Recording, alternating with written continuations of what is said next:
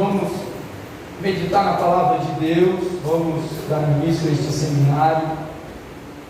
Eu a priori escolhi que fosse de fato nos dias da doutrina, para que a gente não viesse a criar outros dias, fazer uma nova programação para estabelecer algum outro trabalho, e ao mesmo tempo mostrar aos irmãos que a doutrina é para esse momento mesmo, de estudo da palavra de Deus. Já colocou aqui, irmão João? Isso. Se os irmãos desejarem descer, amém. Vamos tentar usar aqui o data show. Lógico que nesse primeiro seminário a gente não colocou em prática aquilo que temos em mente quanto aos seminários, por conta da pandemia. Então algumas coisas, até a nossa ênfase em relação à área, não houve uma exigência, nós deixamos aberto aos interessados. E é muito importante quando a gente parte do pressuposto de que quem está nos ouvindo está interessado em aprender a respeito da palavra de Deus. Então nessa noite nós vamos dar início ao nosso seminário de doutrinas bíblicas, voltado para a parte escatológica. O tema do nosso seminário é o tempo do fim. Nós dividimos ele em 3 momentos, hoje iniciando comigo, falando sobre as 70 semanas de Daniel. Amanhã seria o missionário Paulo Sérgio, só que por determinação do ministério, o missionário Paulo Sérgio está nesse exato momento assumindo uma área, lá na área 80. Então ele me ligou e disse: eu vou assumir hoje, amanhã eu já tenho que fazer reunião, senão vai em paz. Só que eu já prevendo essas questões, já tinha destinado o irmão Francimil para estar estudando a temática de amanhã. Então amanhã nós vamos estudar como ler e interpretar o Apocalipse. É algo fundamental antes de nós iniciarmos a leitura do livro. São conhecimentos importantes para iniciarmos a leitura do livro. E para finalizar, no Sacavém, nós estaremos trabalhando a visão escatológica assembleiana. E aí vai estar conosco o diácono Amorim, pelo menos até hoje, o irmão Marivaldo, ele já me confirmou, falei com ele hoje, inclusive vai trazer algumas apostilas para estar distribuindo como material de apoio aos irmãos. Mas caso ele não possa, o irmão Marivaldo também já está assinado, que sempre é bom nos trabalhos de festa, trabalhos seminários, a gente ter alguém na agulha para também ministrar a palavra de Deus. Vamos abrir a palavra do Senhor, Daniel capítulo 9, a partir do versículo 24. Hoje eu tive que extrair uma Bíblia aqui do armário. Normalmente eu não uso Bíblia de estudo no púlpito, muito pesado, eu deixo mais em casa. Só que essa Bíblia hoje tinha uma informação adicional e aquilo que eu vou projetar aqui não tinha essa informação, então acaba que eu achei necessário trazer. Vamos lá, meus irmãos, versículo 24 diz assim: 70 semanas estão determinadas sobre o teu povo, sobre a tua santa cidade, para extinguir a transgressão e dar fim aos pecados, e expiar a iniquidade, e trazer a justiça eterna, selar a visão, a profecia, ungir o santo dos santos. Sabe e entende, desde a saída da ordem, para restaurar e para edificar Jerusalém, até o Messias, o príncipe, 7 semanas e 62 semanas. As ruas e as tranqueiras se reedificarão, mas em tempos angustiosos. Depois das 62 semanas, será tirado o Messias, e não será mais. E o povo do príncipe, que há de vir, destruirá a cidade e o santuário, e o seu fim será como uma inundação, e até ao fim haverá guerra. Estão determinadas assolações. E ele firmará um concerto com muitos por uma semana, e na metade da semana fará cessar o sacrifício, a oferta de manjares, e sobre a asa das abominações virá o assolador. E isso até a consumação, o que está determinado será derramado sobre o assolador. Louvado seja para sempre o nome do Senhor. Quantos aqui já tiveram dúvidas, dificuldades ao ler Daniel e ao ler Apocalipse? Levante a mão. Todas as vezes que eu leio, inclusive esta última, parece que trouxe mais dúvida do que convicções, mas faz parte. São dois livros, queridos irmãos, de difícil interpretação. São dois livros proféticos, são dois livros de revelação, são dois livros que tratam dessa temática sobre o tempo do fim. E é interessante que num período como este que estamos vivendo, sempre vem as perguntas, a curiosidade de saber se nós estamos vivendo os últimos dias, se nós somos a última geração, ou como dizem alguns, se nós somos a geração do arrebatamento. O propósito desse estudo, então, é levar o querido irmão a entender um pouco mais daquilo que chamamos a profecia das 70 semanas de Daniel. O entendimento desta profecia é de suma importância para o entendimento do plano escatológico, levando em consideração uma visão dispensacionalista. Então, tudo aquilo que talvez você já aprendeu a respeito, 7 anos da grande tribulação, o primeiro evento que abre a grande tribulação é o arrebatamento, depois dá-se início a alguns eventos no céu e outros eventos na terra. Tudo isso tem como pressuposto o entendimento da profecia das 70 semanas de Daniel. Se nós não entendermos bem ou conceituar bem essa ideia, nós vamos cair em algumas questões como: por que 7 anos? Por que é necessário primeiro o arrebatamento? Por que a igreja passará ou não pela grande tribulação, pela tribulação? Então são questionamentos que vêm e que esse estudo, lógico que ele é o primeiro de uma série de 2 que nós vamos estudar nessa semana, que vão trazer aqui uma luz para nos dar aqui convicções, certezas a respeito desse tempo do fim, a respeito da volta do nosso Senhor e Salvador Jesus Cristo. Eu até tento, mas não consigo. Vamos lá. Para a gente melhor entender a mensagem de hoje, eu vou dividir o nosso estudo pelo menos em 3, 4 momentos. Primeiro, o contexto histórico. Segundo, trazer as divisões do livro do profeta Daniel, justamente para que a gente possa perceber as direções que ele dá a respeito dessas profecias. E por fim, o capítulo 9, que fala especificamente dessas 70 semanas. Louvado seja Deus. Então, dando continuidade, vamos falar um pouco de contexto histórico. Não foi algo proposital, mas essa questão do contexto histórico, eu acredito que a área já está bem familiarizada, uma vez que a primeira doutrina que nós demos aqui na área foi relacionada ao livro de Esdras, e ali nós trouxemos toda uma perspectiva histórica daquele período. Lembremos que o livro de Esdras começa com o quê? Vamos lá, irmã Flávia, começa com o que o livro de Esdras? Não me deixem decepcionados. Começa com um decreto.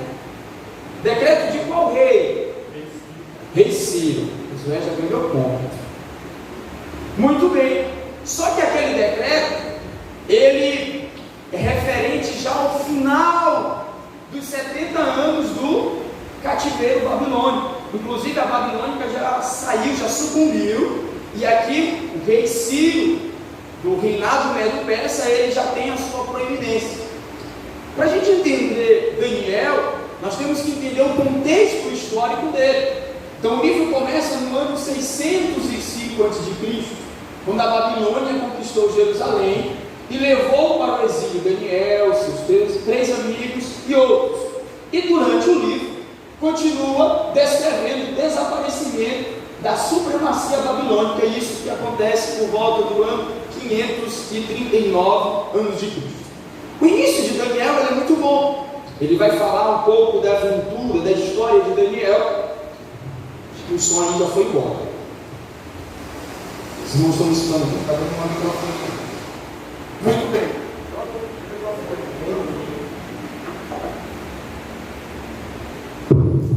bem. Isso. Um pouquinho alto para mim. Muito bem. Fala um pouco da história, da biografia dele, mas nos mostra como se deu esse cativeiro babilônico, né? Que a Babilônia, através de Nabucodonosor, ela vai sitiar Jerusalém nos dias do reinado de Joaquim, e ali vai levar cativo em 3 levas. A primeira delas em 605, quando Daniel e seus amigos são levados cativos à Babilônia.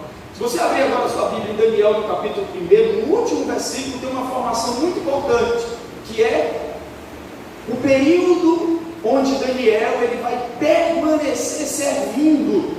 E vai dizer no texto que ele permanece até o 1º ano de Ciro. Não é isso que o texto vai dizer? Ou seja, ele compreende um espaço, esse livro, ele compreende um espaço de cerca de 606, que compreende o período da ida para a Babilônia, até 534, um pouco antes do declínio, que é no caso a escrita desse livro. Louvado seja para sempre o nome do Senhor. Então Daniel está vivenciando tudo aqui. As profecias, as visões, as revelações que acontecerão, de alguma forma Daniel está vivenciando isso nos seus dias. Só que algumas coisas, elas são para os tempos do fim. E aqui há uma lição muito importante que nós vamos aprender em Daniel, meus irmãos. Desse Deus que conhece os tempos, o Deus que conhece o futuro, o Deus que estabelece reis, o Deus que abate reis. Louvado seja para sempre o nome do Senhor. Divisão do livro. Aqui eu trouxe pelo menos 2 divisões, uma pela Bíblia MacArthur. Então quem tem Bíblia MacArthur já vai olhar aí. A Bíblia MacArthur ela faz a divisão desse livro em 3 aspectos. O primeiro, os antecedentes de Daniel, os antecedentes pessoais, falando um pouco da sua história, da sua biografia, quem ele era. Segundo, profecias acerca da dominação dos gentios, que compreende do capítulo 2 e vai até o capítulo 7, versículo 28. Por que eu fiz questão de trazer essas informações? Para que a gente possa olhar o livro com outro aspecto. Às vezes a gente está lendo o livro e não se percebe qual é o propósito, as divisões principais do texto. Então, do capítulo 2 até o capítulo 7, nós temos profecias acerca da dominação dos gentios. E a partir do capítulo 8 até o capítulo 2, nós temos profecia acerca do destino de Israel. Então, do 2 ao 7, gentios. Tem um foco a respeito do tempo dos gentios.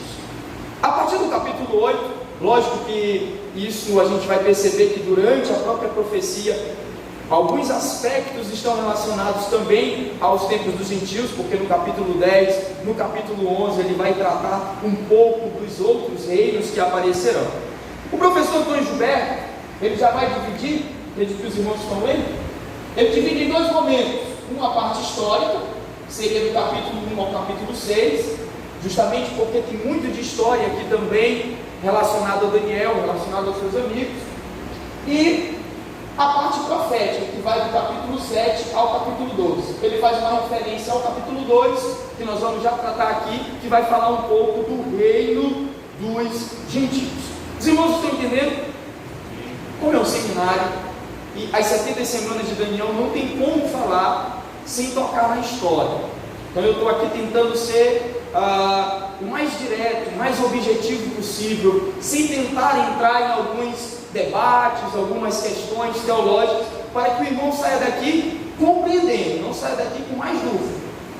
É ruim é ir para um culto de doutrina que você sai confuso, você não sabe mais nem o que você crê, aí não dá certo. Então eu quero que você saia daqui pelo menos com o desejo de ir lá ler um livro a respeito do livro de Daniel.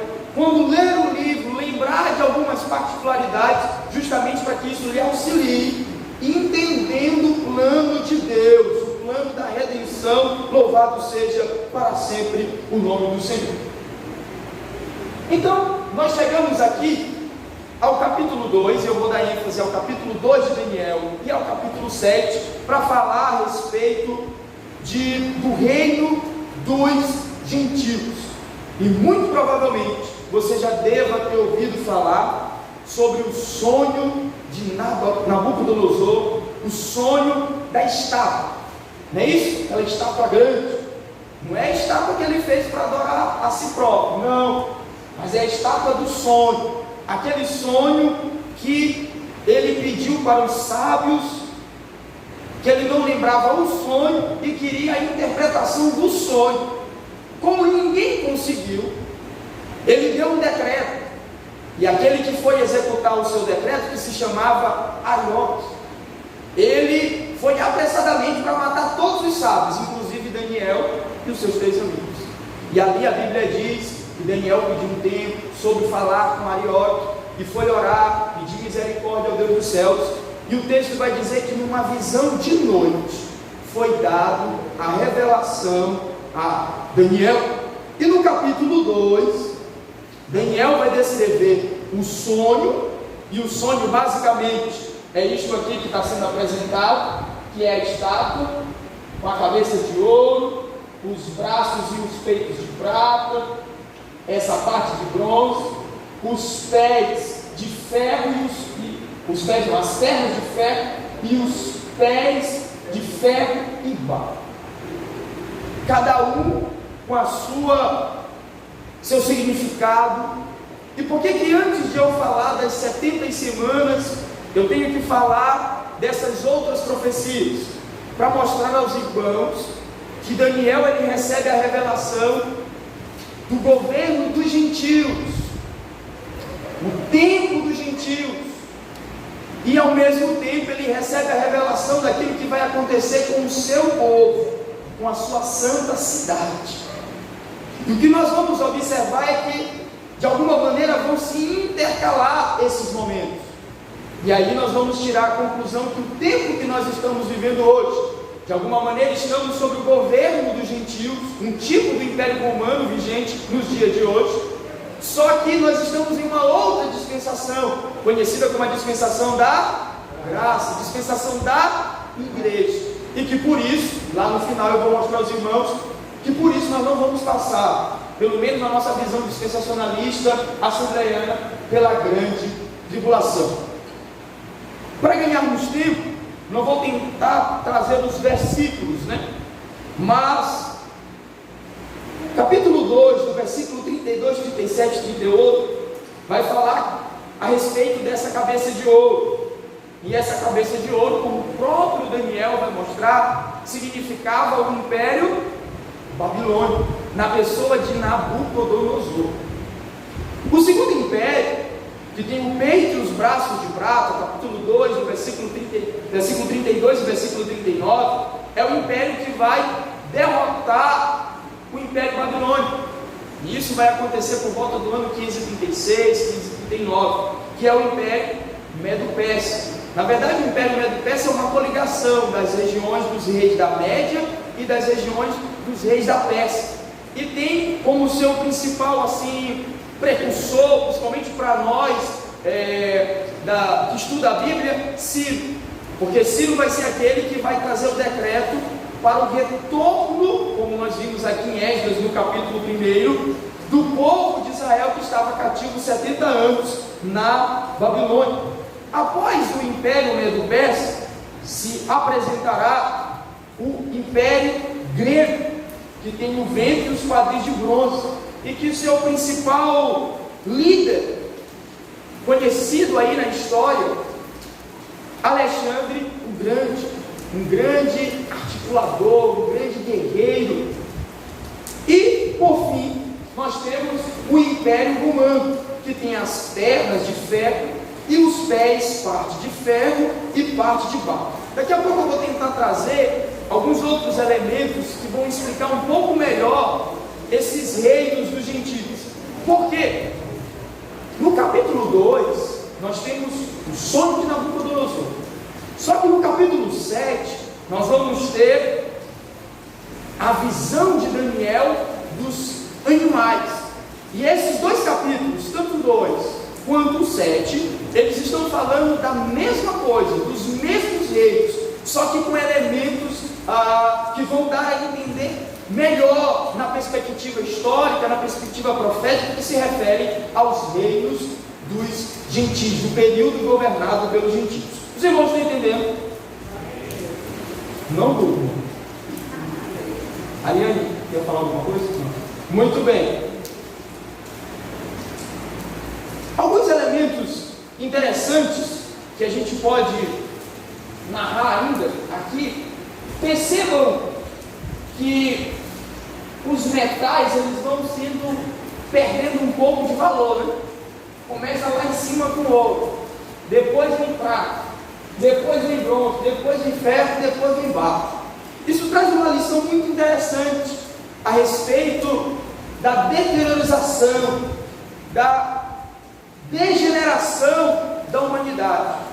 Uma das principais lições que esse sonho mostra, ou que essa estátua mostra, é que as coisas elas vão de mal a pior. É o que eu digo aos irmãos, nós não podemos esconder aquilo que vai acontecer. Essa semana, inclusive, estava lendo uma matéria que dizia assim, que nós temos que retornar às pregações que falam sobre a perseguição, porque as coisas ficarão mais difíceis.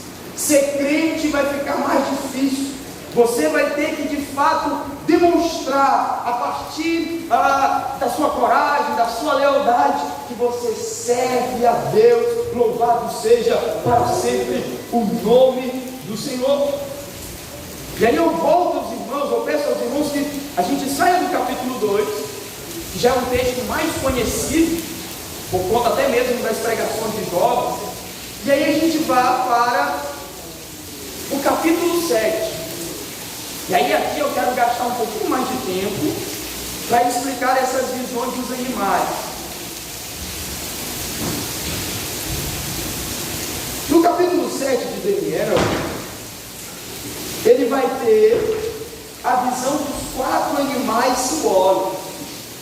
E aquilo vai chamar muito a atenção de Daniel, de modo que o próprio anjo vai trazer a ideia do que isso se refere. Versículo 4 diz assim: o primeiro era como um leão e tinha asas de águia. Eu olhei até que lhe foram arrancadas as asas, e foi levantado da terra e posto em pé como um homem, e foi-lhe dado um coração de homem. Esse primeiro, o leão, ele corresponde à cabeça de ouro da estátua, do capítulo 2, e que corresponde, portanto, ao reino ou império babilônico, que foi de 606 a 536. Essas duas asas desse leão apontam para a sua rapidez, as suas conquistas. O que é interessante, irmãos, é que Daniel ele vai narrar no capítulo 5 como se deu a queda do Império Babilônico a partir de Belzazar, naquele jantar, onde uma mão chegou e escreveu algumas palavras, tekel, tekel, menipassi, que significa contado, pesado e dividido. E ali o reino foi passado aos medos persas, e aí introduz o capítulo 6.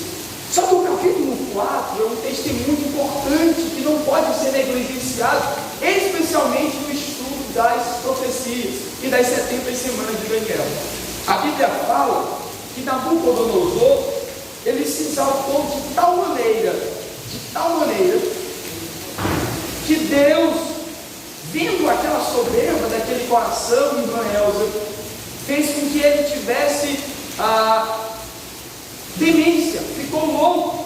O texto até diz sobre a loucura de Nabucodonosor, que é o sonho a respeito da árvore grande. Mas eu quero trazer aqui um texto que fala o seguinte a respeito do Deus, queridos irmãos, que 4:25, versículo 4, capítulo 4, versículo 25 diz assim: serás tirado de entre os homens, e a tua morada será com os animais do campo, e te farão comer erva com os bois, e serás molhado ao orvalho do céu, e passar-se-ão 7 tempos por cima de ti, até que conheças que o Altíssimo tem domínio sobre o reino dos homens e o dá a quem quer. Glória a Deus. Aqui é uma lição que Daniel quer deixar bem claro: quem reina, quem governa é o Senhor. A história se desenrola, mas o Senhor já está dando a Daniel de antemão, prevendo. Isso é uma característica da onisciência de Deus, conhecida como presciência. Deus conhece as coisas antes que ela aconteça, e Ele revela o oculto e o escondido. O fato de Deus falar a Daniel a respeito dos reinos que sucederão no tempo dos gentios, isso mostra que Deus, queridos irmãos, Ele está no controle. Que a nossa história, a história da igreja, não está a bel prazer, não. Que nós não estamos desamparados, não, absolutamente. Nós temos, irmãos, um final já definido, e é um final glorioso, é um final de vitória, é um final do controle do Todo-Poderoso. Louvado seja Deus.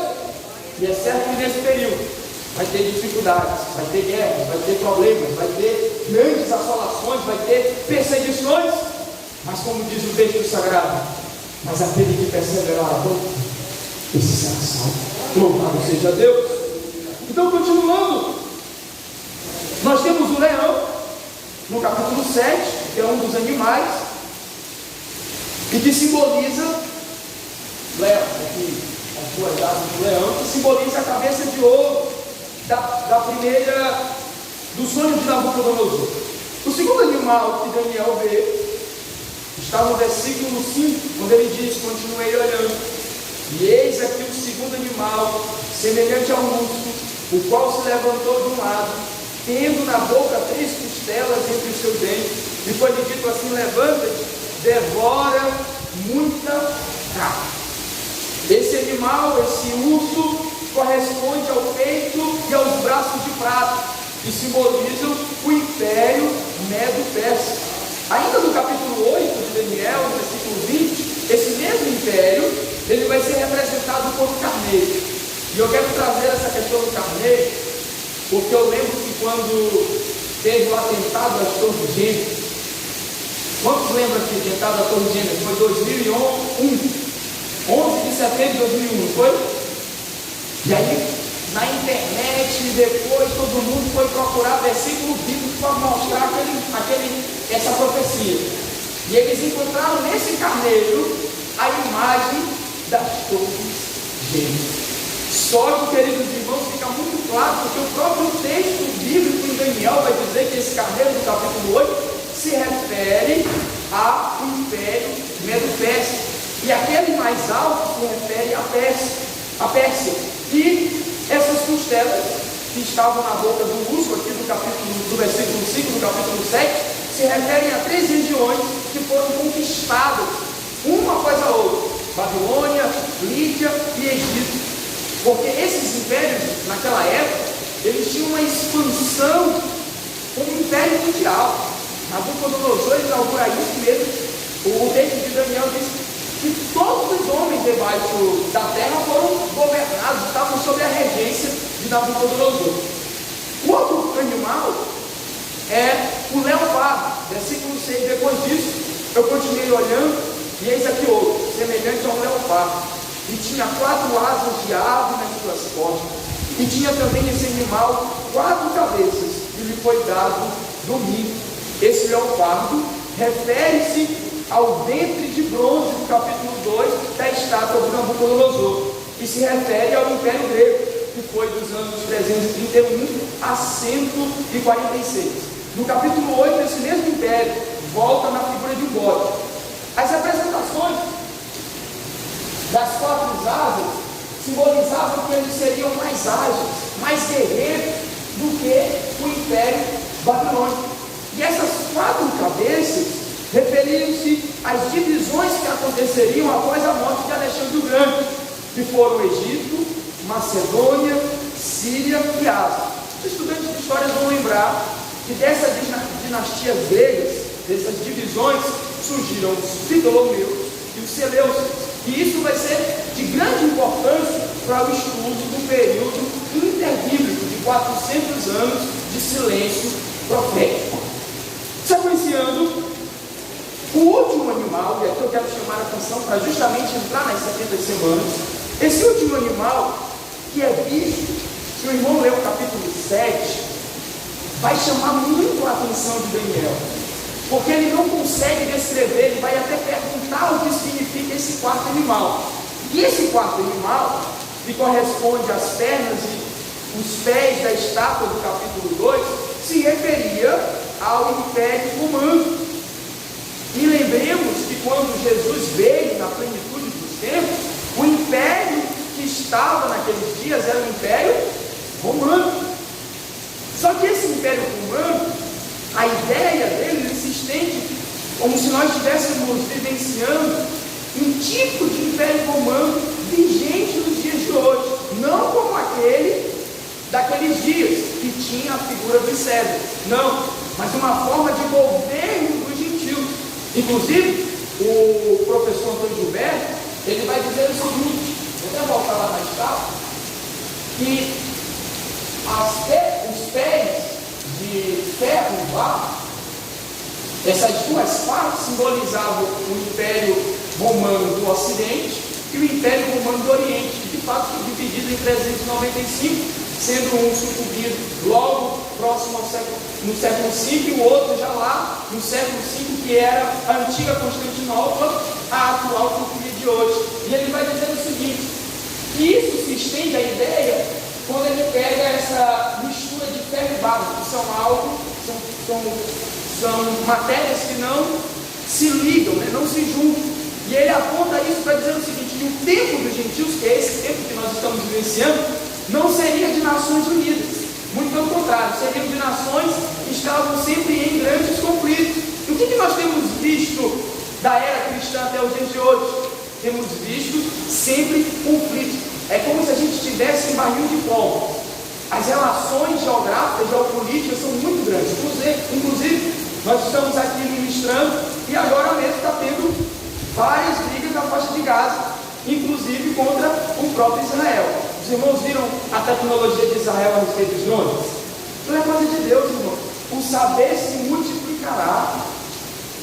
Israel estava destruindo os foguetes que estavam vindo na faixa de Gaza com drone. Nem colocava o exército para destruir. O próprio drone estava destruindo. Mas voltando. Então, essa característica se marcaria desses tempos dos gentios. E outro aspecto que ele coloca no livro Daniel e Apocalipse, que eu achei muito interessante, é que, por exemplo, uma parte do ferro aponta para governos totalitários, e que no decorrer dessa era cristã que nós estamos vivendo, nós já vivemos vários regimes ditatoriais, inclusive nos dias de hoje. Coreia do Norte é um exemplo. E a parte de barro aponta para um regime mais democrático, mais do povo. Então, a sociedade hoje ela se divide em 2 tipos de ideologia. Uma ideologia comunista que dá uma ideia de totalitarismo em algumas repúblicas ou em alguns países, repúblicas até um contrassenso, né? Totalitário e república.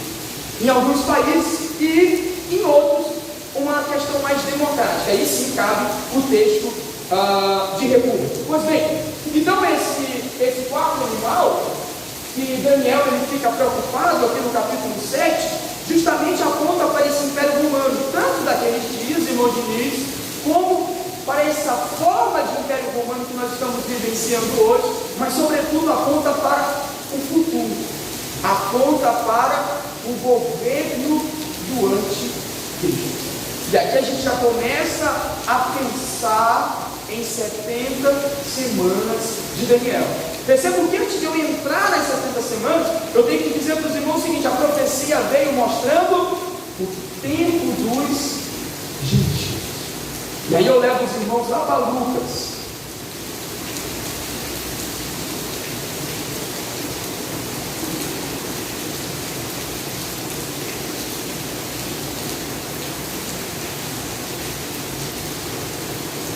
Vou pegar aqui a referência que eu perdi.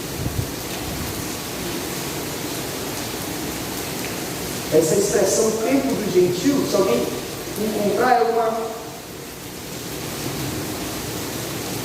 logo no início, que vai falar a respeito do tempo dos gentios, até que se cumpra o tempo dos gentios. Em Lucas, assim que eu lembrar, eu mostro aos irmãos, para que a gente entenda que a profecia, ela está relacionada ao período desse governo e, ao mesmo tempo, não está esquecendo-se do seu povo, não está esquecendo de Israel, que é o povo de Deus.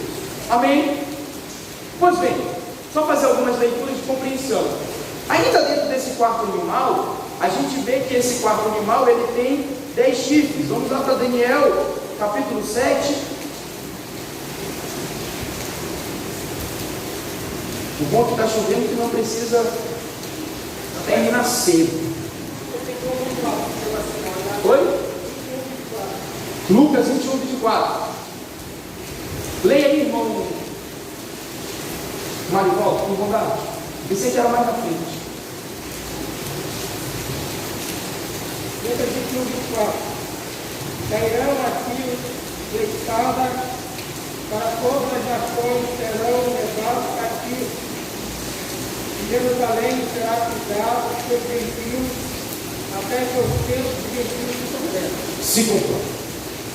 Quando eu leio esse texto, eu lembro só de Deus falando para Abraão: teu povo será escravizado por cerca de 400 anos, até que a medida da iniquidade esteja cumprida. Deus deu 400 povos, aquelas nações que estavam ali em Canaã, para que se arrependessem e não se arrependeram. Da mesma maneira, Deus está tendo esse tempo de longanimidade, só que vai chegar um tempo dele exercer juízo. Prosseguindo, Daniel capítulo 7, versículo 7 diz assim: depois disso eu continuava olhando nas visões da noite, e eis aqui o quarto animal, terrível, espantoso, muito forte, o qual tinha dentes grandes de ferro. Ele devorava e fazia em pedaços, e pisava aos pés do que sobejava. Era diferente de todos os animais que apareceram antes dele, e tinha 10 pontas. Estando eu considerando as pontas, eis que entre elas subiu outra ponta pequena, diante da qual 3 das pontas primeiras foram arrancadas, e eis que nessa ponta havia olhos como olhos de homem, e uma boca que falava grandiosamente. Percebam que o próprio texto aponta que Daniel ele achou isso diferente em relação aos outros. E aqui tem uma ideia interessante. Como eu disse, o Império Romano naqueles dias, o modelo dos dias de hoje, mas apontando para o anticristo, para o governo de anticristo, que seria a última forma desse último animal, da representação desse último animal, desse governo dos gentios. Pois bem, nós já falamos dos 4 impérios: babilônico, medo-persa, grego e império romano, dando ênfase nesse último, justamente porque Daniel se surpreendeu com um aspecto, que ele era um aspecto diferenciado em relação aos outros animais. Como eu disse, aponta para esse anticristo, e essa ponta que sobe pequena aqui, os estudiosos apresentam como sendo o anticristo que vai vir desse antigo Império Romano. Alguns até chegam a dizer que vai vir dessa região da Europa. O professor Antônio Gilberto escreve esse livro, um dos livros deles, em 83, e ele diz que para que isso acontecesse naquela época, em 83, não faltava muita coisa, uma confederação dos estados da Europa para trazer de volta a ideia de Império Romano como nos dias passados. Pois bem, falamos desses 4 impérios, só que a profecia, irmãos, elas não se resumem só a isso, irmão Raimundo. Quando a gente volta para o capítulo 2, e como nós estamos no seminário de escatologia bíblica, me perdoe, nós temos que ir lá, voltar, para eu fazer você entender a profecia. Quando Daniel está interpretando, versículo 44 tem o que eu chamo de o alívio. Quando ele diz assim: mas nos dias desses reis, o Deus dos céus levantará um reino que não será jamais destruído, e esse reino não passará a outro povo. Esmiuçará e consumirá todos esses reinos, e será estabelecido para sempre. Da maneira como viste que do monte foi cortada uma pedra sem mãos, e ela esmiuçou o ferro, o cobre, o barro, a prata e o ouro, o Deus grande fez saber ao rei o que há de ser depois disso, e certo é o sonho e fiel a sua interpretação. Missionário Eduardo, esse texto se refere a quê? A vinda de Jesus Cristo, para a inauguração do reino milenial, onde ali ele vai desfazer, onde ali ele vai julgar as nações gentílicas por conta do seu tratamento com Israel. E a Bíblia diz em Zacarias 14 que quando ele vier, ele descerá e os seus pés estará no Monte das Oliveiras, de modo que o monte vai partir ao meio. É o reino de Cristo. Eu faço uma observação para dizer aos irmãos que eu vou me resumir a falar da nossa visão. A visão dos outros vai ficar com o irmão Francinilton amanhã, né? Porque se eu for falar de todas as visões hoje, o irmão Francinilton vai ficar um pouco deslocado amanhã. Então eu vou falar da nossa, na perspectiva das 70 semanas. Amém? Muito bem, meus irmãos. Dito isto, vamos para o capítulo 9. Então saímos reino dos gentios. Então a gente percebe que nós estamos em que tempo, irmãos? Tempo governado pelos gentios. Tempo governado pelos gentios. Esse tempo vai ser eterno? Não. Vai chegar um momento onde o Senhor, ele vai estabelecer o seu reino, na nossa perspectiva, que eu acredito, numa perspectiva literal. Quem já leu o livro Apóstolo dos Sertões de João Jonas, deve lembrar que Deus revelou a ele que ele vai ser o governador do Maranhão do reino milenial. Eu acredito que nesses dias todos os buracos de São Luís vão ser tapados, porque o reino vai ser com justiça. Então um piche vai ser de qualidade. Então ainda tem esperança, meus irmãos, ainda tem esperança dessas coisas. Pois bem, 70 semanas de Daniel. E aí a gente vai para o capítulo 9. Os irmãos estão entendendo? Se tiver muito rápido, me avise. Chegamos nas 70 semanas, ou no capítulo 9, melhor dizendo. E aí a gente tem que entender, antes de introduzir o versículo 24, perceber em que momento Daniel está vivenciando isso, irmã Cleonice. Primeiro, 70 anos de cativeiro. O início do capítulo 9, Daniel, ele lê os livros, as profecias de Jeremias, e ele entende que é chegado o fim do cativeiro. E qual foi a atitude de Daniel ao entender isso? Ele foi orar. E diz a Bíblia que ele orou fazendo uma oração de confissão. Percebam que Daniel era um homem excelente. O anjo vai dizer que ele era um homem muito amado. Capítulo 6 diz que ele orava 3 vezes ao dia. Os próprios inimigos dele não conseguiam achar culpa dele. Mas qual foi a oração de Daniel? Senhor, nós pecamos, nós transgredimos, nós agimos impiamente. Mas Senhor, lembra da tua misericórdia. É nessa perspectiva, nesse contexto de oração por conta dos 70 anos de cativeiro, e como eu sei que os irmãos lembram da doutrina que eu dei aqui, qual foi a razão dos 70 anos do cativeiro babilônico? Não é, irmãos? Qual foi a razão do povo ser levado cativo? Idolatria. Quem mais? Vamos lá, irmão. Acender na ira de Deus. Muito bem, acender a ira de Deus. Mais? Por que 70 anos? Aí que a gente vai entender 70 semanas. Está relacionado com a terra, irmãos. Olha, Deus, Ele leva muito a sério as alianças que Ele coloca. Aquilo que Ele está na palavra dele, a gente pensa, não tem importância, mas Deus leva a sério. Deus havia dito que de 7 em 7 anos era para a terra descansar um ano. Desde da entrada do povo em Canaã até os dias do cativeiro,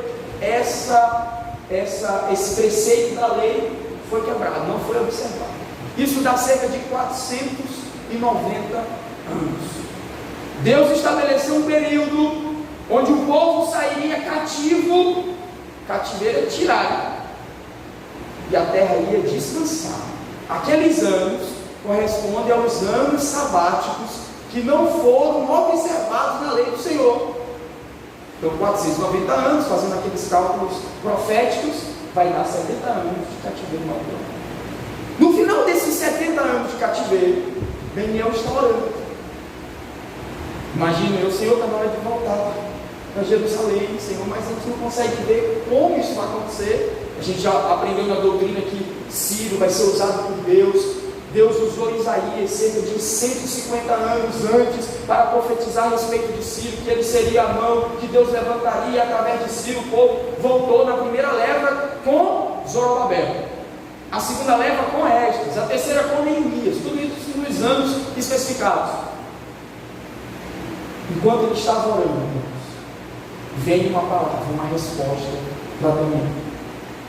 E diz o texto no versículo 20: estando eu falando, ainda falando e orando, e confessando o meu pecado, e o pecado do meu povo Israel, isso é muito importante. Nós estamos falando aqui de Israel, a história de Israel, do pecado de Israel, do futuro de Israel, da profecia para Israel.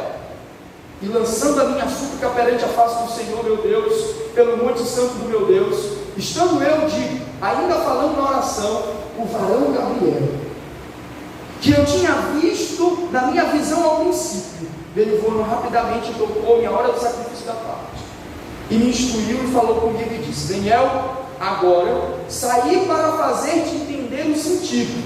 No princípio das tuas súplicas saiu a ordem, e eu vim para te declarar porque és bem amado.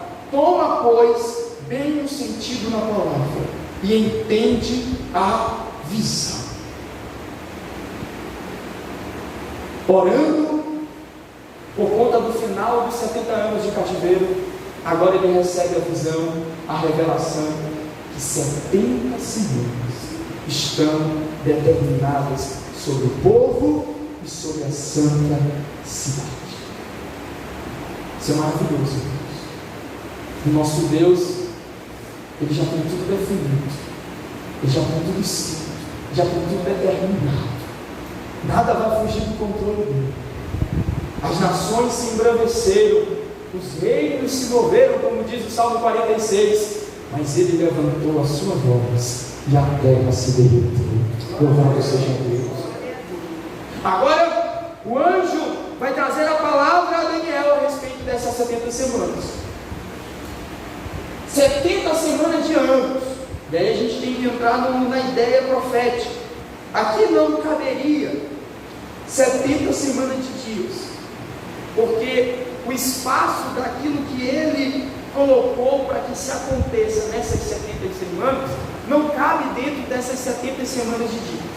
Outro aspecto importante, aí a gente vai para o original hebraico, é que lá no original hebraico não aparece 70 semanas, aparece 70 setes. Quando a gente vai para o capítulo 10, versículo 3, até que se cumpra as 3 semanas, no original hebraico ali aparece uma palavra que relaciona essa ideia de dias. Então, como no capítulo 9, versículo 24, essa palavra, essa expressão não aparece, os estudiosos de profecia apontam que essas 70 semanas não são 70 semanas de dias, são 70 semanas de anos. Eu poderia trazer aqui outros argumentos a respeito dessas 70 semanas de anos, mas aí a gente vai perder um pouco de tempo do nosso foco. Só que tem referências a isso na própria lei, em Levítico, se não me falha a memória, capítulo 25. Os 5 meses ali em Gênesis, quanto à questão do dilúvio, quando você vai fazer as semanas. Então tem muita coisa que dá para a gente provar que essas 70 semanas são de anos. Pois bem, além disso, essas 70 semanas de anos, a gente teria que entender os anos proféticos. Então o ano profético, ele tem, no caso um dia profético, o mês profético teria 30 dias, e o ano profético seria 360 dias. Logo, 70 semanas, ou 70 vezes 7, seriam 490 anos. Então a profecia se compreende em 490 anos. Fazendo uma tradução para os nossos dias, 490 anos estão determinados sobre o teu povo, sobre a tua santa cidade. Qual o objetivo desses 490 anos? Para extinguir a transgressão, dar fim aos pecados, expiar a iniquidade, trazer a justiça eterna, selar a visão, a profecia e ungir o santo dos santos. Ou seja, consumação. Aqui envolve vários aspectos, tanto a redenção em Cristo e a consumação, porque esse ungir o santo dos santos já é uma perspectiva lá do futuro, uma perspectiva do reino milenial. Então, tempo, 490 anos. Objetivo, estão aqui discriminados: extinguir a transgressão, dar fim aos pecados, expiar a iniquidade, trazer a justiça eterna, selar a visão e a profecia e ungir o santo dos santos. Agora, o anjo vai revelar para nós, irmã Edilene, como se dará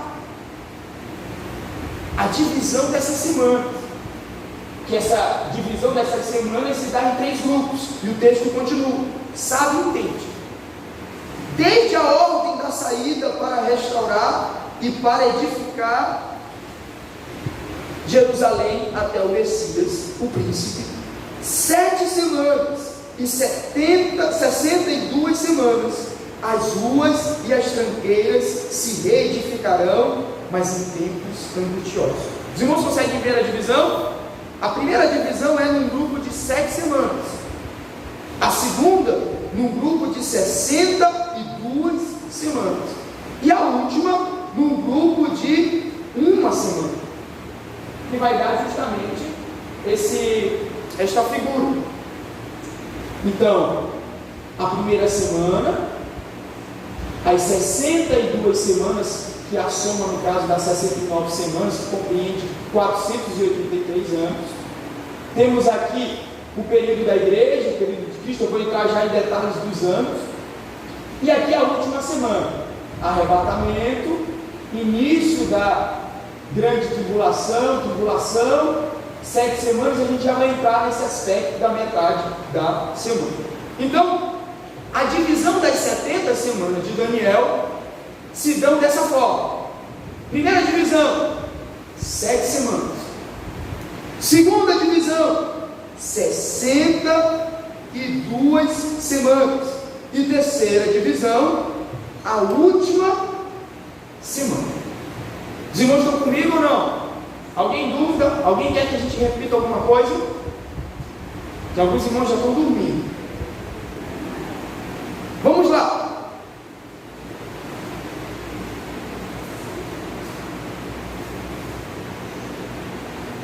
A primeira divisão, queridos irmãos, o texto ele é muito claro quando ele diz assim: desde a saída da ordem para restaurar e para edificar Jerusalém até o Messias, 7 semanas e 62 semanas. Os irmãos aqui que já estudaram profecias vão sempre se deparar na seguinte questão: muitas informações na internet, muitos livros, muitas linhas escatológicas, e cada linha dessa, ela vai estabelecer alguns padrões. Então a nossa linha é o que nós chamamos de visão dispensacionalista, que vê a ação de Deus em dispensações, em épocas que Deus vai tratando, a forma como Ele lidar, cuidar, administrar com o homem. A dispensação que nós estamos vivendo, como eu já disse no início, é a dispensação da igreja. Pois bem, então, esse decreto, ou essa ordem, essa saída da ordem para restaurar e para edificar Jerusalém, na nossa visão, foi no ano 445 a.C., conforme Neemias capítulo 2, versículo 1 ao 5. Esse decreto específico aqui nós não estudamos. Nós estudamos a ordem que Artaxerxes deu para Esdras retornar, isso, no caso desse ano 445, 13 anos antes, porque Neemias vai 13 anos depois que Esdras. Nós estudamos até Esdras. Então não é esse decreto. Só que tem alguns autores que eles entendem que foi no ano 458 esse decreto que saiu. Só que eu concordo com o pastor Antônio Gilberto que o ano correto mesmo da interpretação dessa profecia é 445. Então aqui, no primeiro decreto, 445. Nessa primeira semana, nessas 7 semanas, são 49 anos. E aqui, a cidade de Jerusalém, ela é reedificada. Lembremos da doutrina. A cidade estava toda arrebentada, toda destruída. Zorobabel com Jesua vão para construir o templo. Constrói o templo, Esdras vai para organizar o culto. Mas quando Neemias vai, lembrem da história de Neemias, que a Bíblia diz que quando vieram os relatórios de que não havia muro, a cidade estava toda destruída, Neemias chorou. Neemias vai para reestruturar a cidade. Então, dito isto, nós vamos para a outra parte, a outra divisão das 62 semanas, que compreende o intervalo de 483 anos. Esse 483 anos, irmã Clarice, vai até a entrada triunfal de Jesus Cristo, que segundo a maioria dos estudiosos bíblicos, vai ser no dia 30 de março do ano 33 depois de Cristo. Lendo a profecia,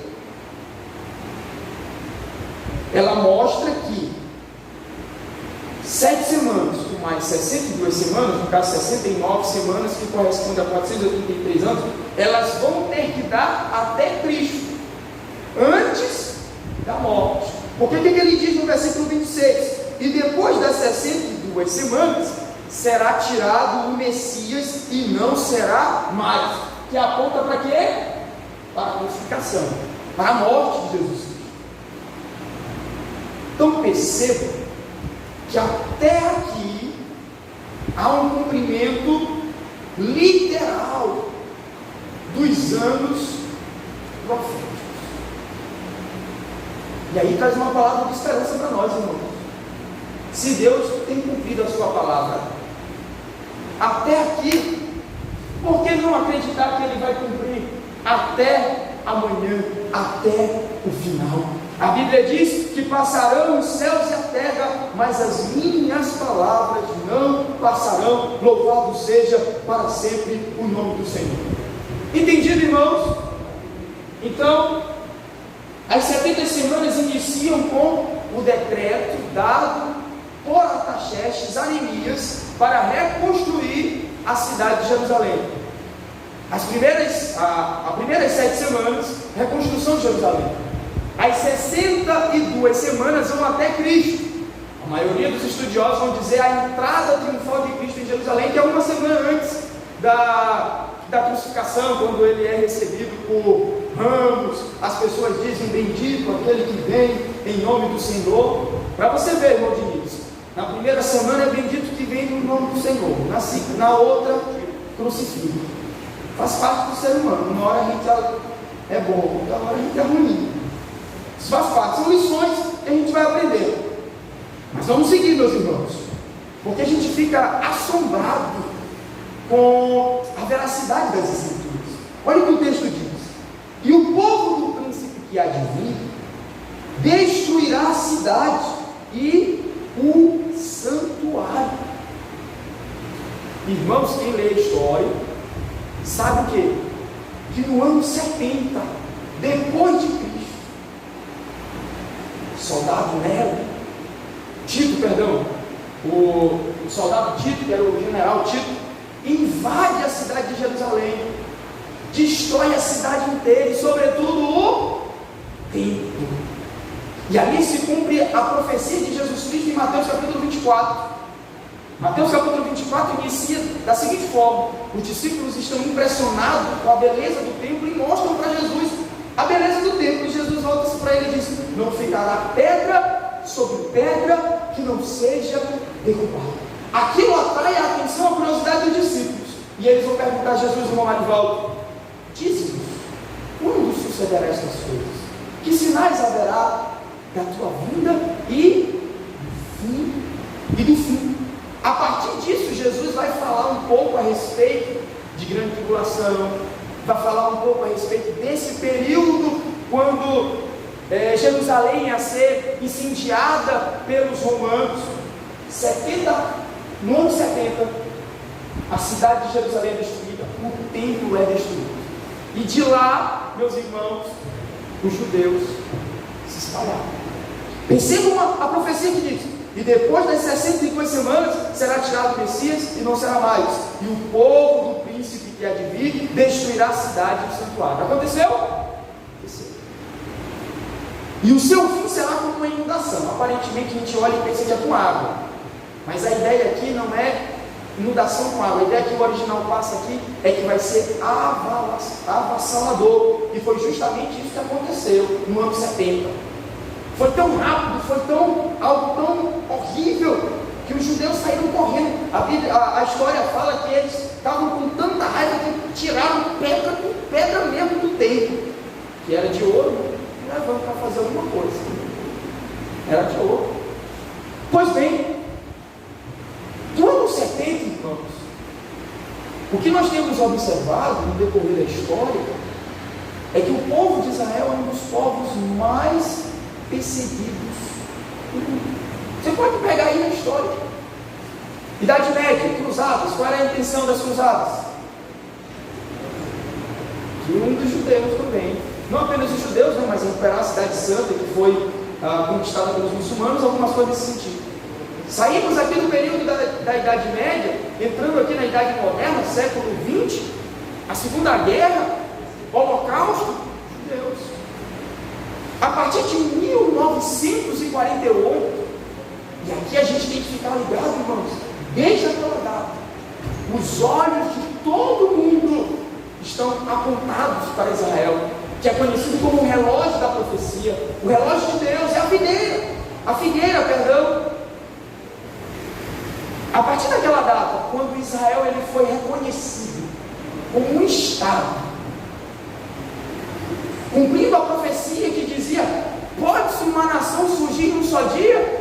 Eu, o Senhor, o farei. E o fez de fato. Como eu já disse aqui, com um voto de um brasileiro.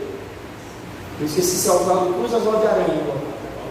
Oswaldo de Aranha, que era o ministro da época, né, Relações Exteriores.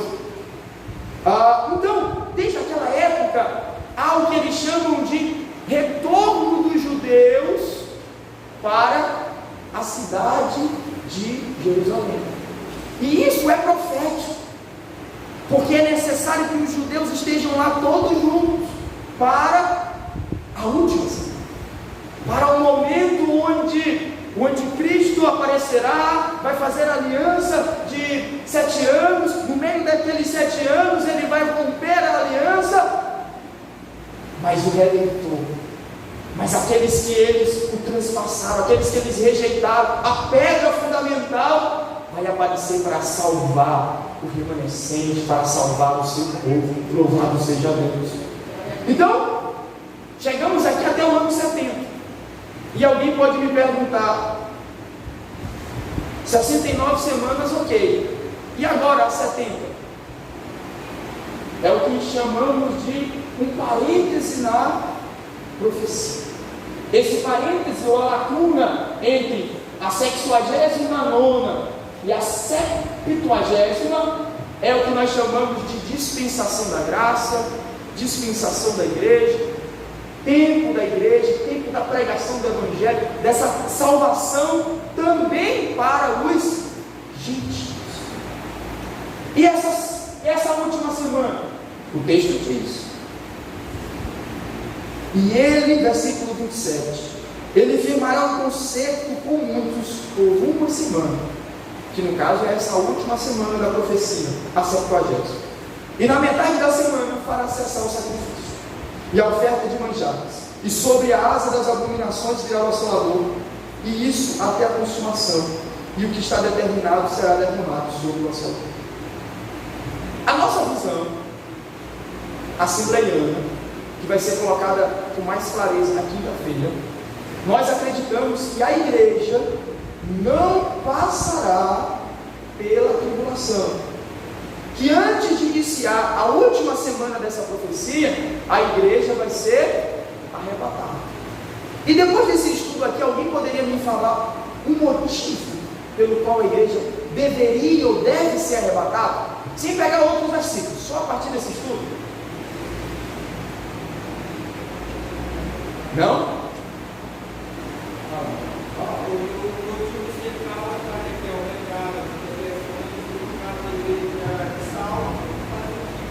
Está no rumo, está no rumo.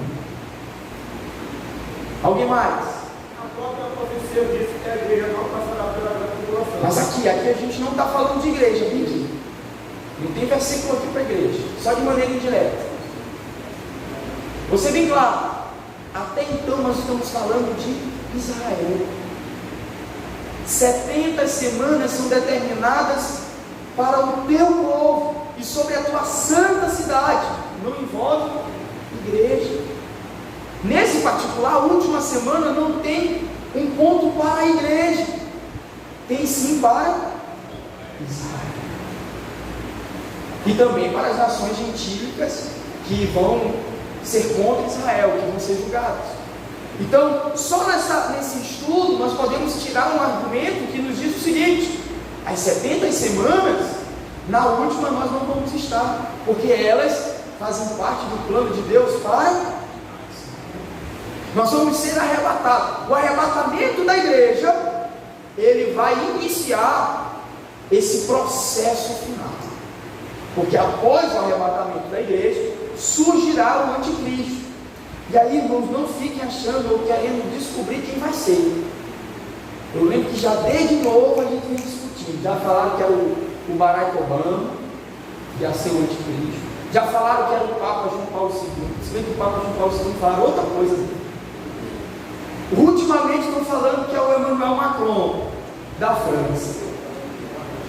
Então, como dizia o pastor Estevão, aquilo que a Bíblia não diz com certeza, a gente não afirma com clareza. Mas uma das coisas que vai limitar, ou que limita o aparecimento do anticristo é o seguinte, segundo a nossa visão: arrebatamento da igreja. Enquanto a igreja estiver na terra, o anticristo ele só vai ter o efeito, o espírito dele está atuando, mas ele aparecendo como pessoa. Na metade dessa semana, dessa aliança, desse acordo, que os estudiosos de profecias vão dizer que esse acordo vai ser diretamente com o povo de Israel, um acordo de falsa paz. Ele vai quebrar a aliança e vai cessar, como diz aqui o texto, ele vai fazer cessar o sacrifício e a oferta de manjares. Para que isso aconteça é necessário um tempo, para que haja essas questões. Então, até onde se tem ideia, não se tem construção de templo, até porque lá na região há várias constantes guerras, e o local do templo, onde está hoje localizado os principais templos muçulmanos, não faz parte da jurisdição nos dias de hoje do povo de Israel, está com os muçulmanos, e para entrar lá é um abrir.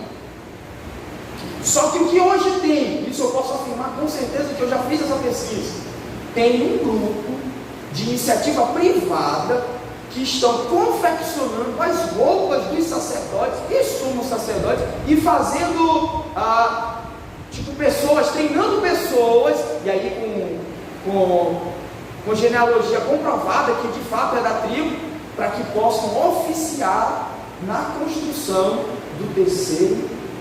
Isso tem, e isso aponta também para esse final, para esse final que muito perto se aproxima. Então, no metade dessa semana, ele vai fazer cessar o sacrifício, a oferta, e aí vai haver uma confederação de nações, que aí a gente, pelo tempo não dá para voltar agora, mas a gente voltaria para os animais do capítulo 7, para ligar eles com as bestas do capítulo 13 de Apocalipse, para mostrar que essa confederação de estados, que não dá para a gente dizer quem é, qual é o país que vai formar isso, só que eles vão se ajuntar, vão se confederar para ir contra Israel. No final dessa semana, Israel vai estar numa situação complicada, onde todas as nações, esses estados juntos, estarão contra Israel. Não vai ter mais escapatória, humanamente falando, e aí é necessária a intervenção daquela pedra que Daniel viu, daquela que Zacarias profetizou no capítulo 14, daquela palavra que os anjos disseram àqueles homens galileus, varões galileus, porque estáis olhando para cima? Esse mesmo Jesus que vós viste subir, virá do mesmo modo. Naquele dia, no final, nós vamos voltar com Cristo, todos os santos, para reinar com Ele.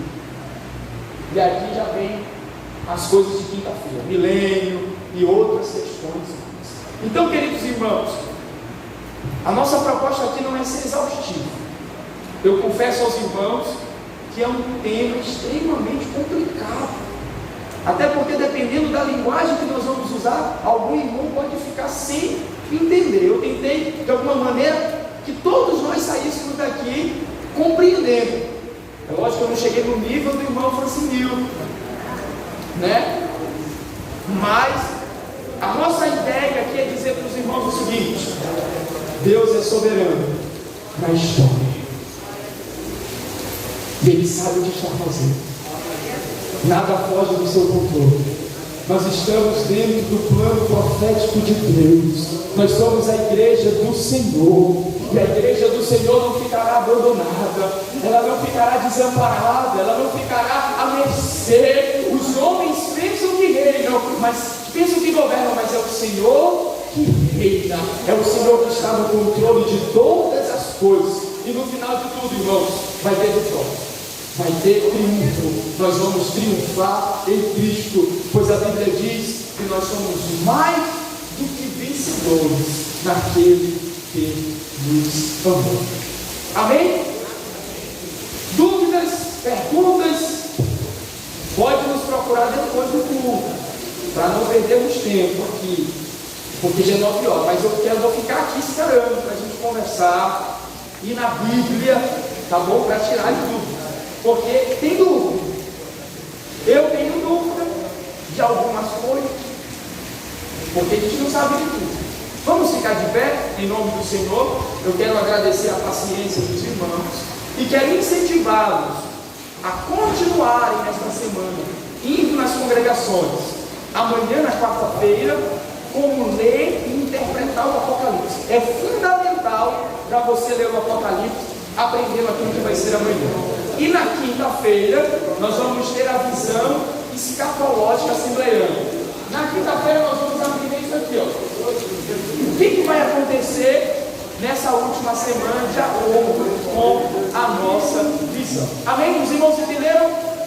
Vamos orar uns pelos outros. Senhor nosso Deus, nosso Pai, nós te agradecemos, Senhor, por esse estudo sistemático da Tua Palavra, ó Pai querido, da compreensão conclusão das 70 semanas de Daniel.